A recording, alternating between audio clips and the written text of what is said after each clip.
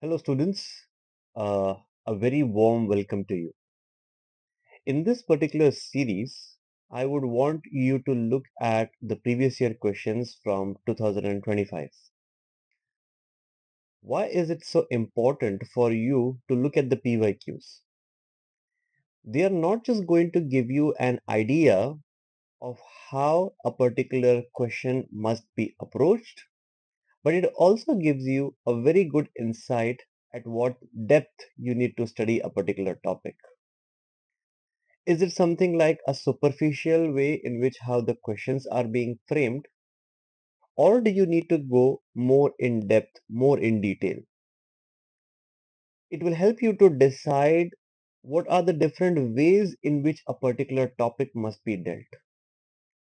In this particular series, I will be looking at the latest question paper, one question after the another in a very detailed manner. You will also be given a PDF material which will help you to look at the model answers. What are the thinkers that must be covered in there? What are the terminologies that the examiner is looking for? So before we do, let's get started.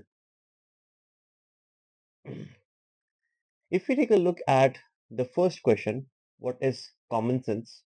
How are common knowledge and sociology related to each other? Explain. If you look at this particular question has been asked from, let me just, yeah. If you look at this particular question has been directly asked from your unit 1 and that is topic C. The UPSC panelist or the sociologist, they want you to understand what is the key difference between sociology and common sense. So if you look at the basic material, we need to look at the definition of how common sense has been divided. There are some important sociologists, but before we talk about it, let's just try to use what is the approach that is expected in this particular question. Okay. The first is you need to write a good definition of what is the meaning of common sense. If you look at Max Weber, if you look at one of his companions, that is Alfred Schutz, or even if you look at a prominent sociologist such as Peter Berger, all of these people have tried to define of what is the meaning of common sense.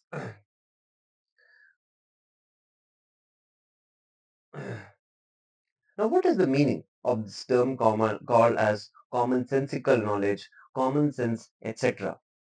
It refers to a practical understanding of how knowledge is being acquired in our everyday on our daily experiences with the help of customs, social interactions, how people are trying to interpret their routine knowledge or their routine situation, and that leads to guidance of their ordinary behavior.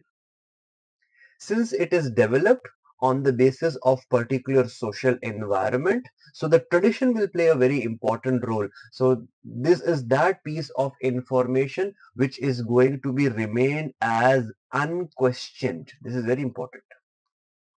That information which is considered to be as unquestioned, or it is that piece of information which requires some sort of a minimal understanding. Yeah, if I'm sick, I need to go and visit to a doctor.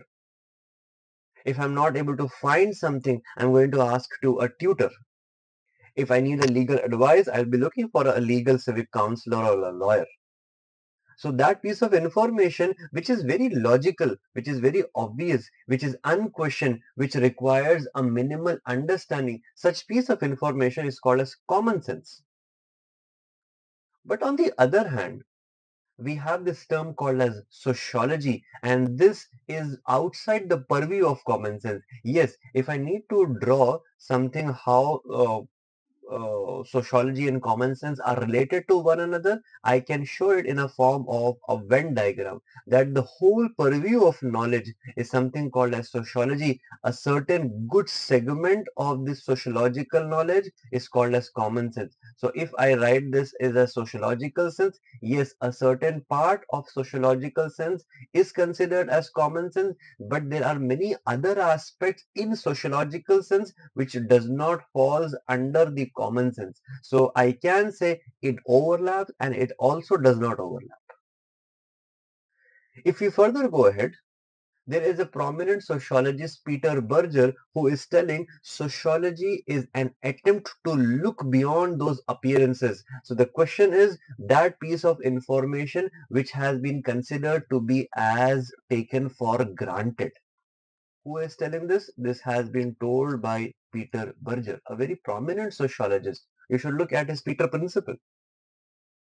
You can keep a note of these terms which I'm discussing. So that piece of information that has been taken for granted. So what am I supposed to do? My first approach is I need to define what is the term common sense, and I can use different sets of sociologists over here to give those definitions. That piece of information, it can be explained in the form of unquestioned information, minimal understanding, which is considered to be highly logical according to the norms of the society. That piece of information which is considered to be as granted. Peter Berger is trying to give these definitions. But when we further go ahead, what is the main core area of this particular question? So let's just try to use different criteria and see what does sociology says about it and what does common sense says about it. Let's try to put a comparative scenario over here. The first we can see that look at the source of knowledge. Common sense is trying to grow out of our daily life, instances, traditions, our environmental surroundings, our living experiences. But sociology doesn't grow in this format. It is growing on the basis of experimentation, on the basis of objectivity, empirical research. So if you take a look how this knowledge has been obtained, or the source of this knowledge is quite differing. If one way, if I try to define sociology, another way, if I try to define common sense is trying to grow on the basis of their daily experiences. Sociology will only grow on the basis of experimentation. If something is proven on the basis of uh, some research work, on the basis of some criteria. So I can say this subject has been sourced on the basis of objectivity and empirical criteria. But this subject is growing on the basis of subject or something in the form of an experiences. So they both are differing in these instances. If you look at the nature of how both of these disciplines are growing, common sense is often considered to be as very abstract in nature, whereas sociological sense is considered to be as a concrete piece of information. So I can say the nature of this subject is on the basis of particularism. Sorry, this should come over here. 1 minute. Okay, let me just cut it down. The nature of this subject is on the basis of particularism. This subject has got some traits of universalism. Can you connect this two terms to any particular thinker? Yes, Talcott Parson has spoken in pattern variables. He is talking about different dilemmas in which we are trying to orient things. Different dilemmas on the basis of which we create a judgment. Common sense will judge a scenario on the basis of particularism, because each tribe, each tradition has got their own commonsensical beliefs, whereas sociology is on the basis of universalism. We can also delineate these two terms on the basis of their scope.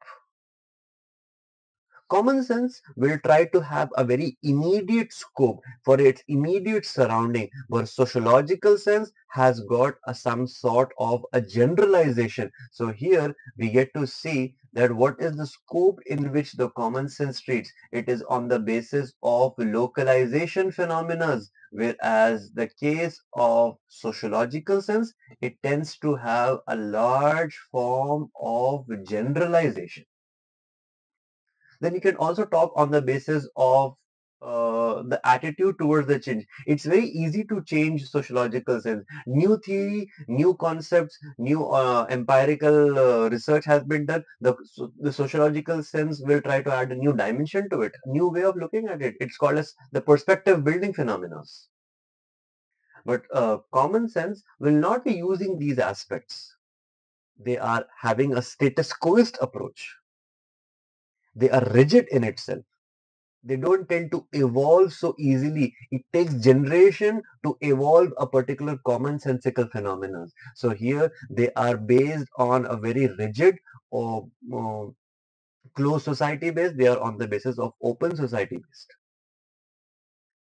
But when I'm coming towards the conclusion, I will highlight that they are not just creating a conflicting or an antagonistic relationship. I'm also going to highlight they both share a complementary relationship as well, that there is a large part of sociology which overlaps with common sense. In fact, Weber himself says that the way how hypothesis is being built, the direction towards sociological subject buildup, it establishes from a commonsensical view which translates into a sociological inquiry. So there are some familiar experiences, there are some critical pieces of information that needs to be captured. So they both tend to have a form of an overlap as well. There is a large segment of sociology which overlaps with common sense. So yes, sociological sense, it creates an overlap. What am I trying to highlight? I am trying to show the examiner that my particular answer has got two dimensions to it. One way I was trying to highlight some form of an opposite relationship over here. Here I'm trying to highlight some overlapping relationship. So when I am going to closer to my conclusion, I am also going to highlight that yes, they both share a form of an antagonistic relationship, and yet at the same time, they also tend to establish a complementary relationship. And when I get closer to my conclusion, my final line will try to say the postmodernism, if we look at this discipline, it doesn't say that one is above the other. Both of them are two parallel, distinct perspective. Nothing is considered as superior or inferior. Postmodernism says these are different ways of looking at the society. So I'm going to end my answer on such optimistic basis. So the question is, what is common sense?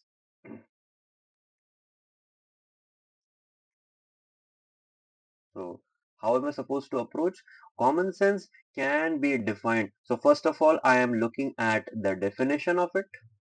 Different thinkers are giving different definition, and then after that I am trying to give a scenario where I show a conflicting relationship, and then also I try to show a complementary relationship, and then I am trying to bring a conclusion with a postmodernism view. In this way, you are trying to give a holistic view to attempt this answer. This is a very moderate level of answer, and if you write it, I can expect you to get somewhere around 6.5 out of 10. Now let's look at the next question.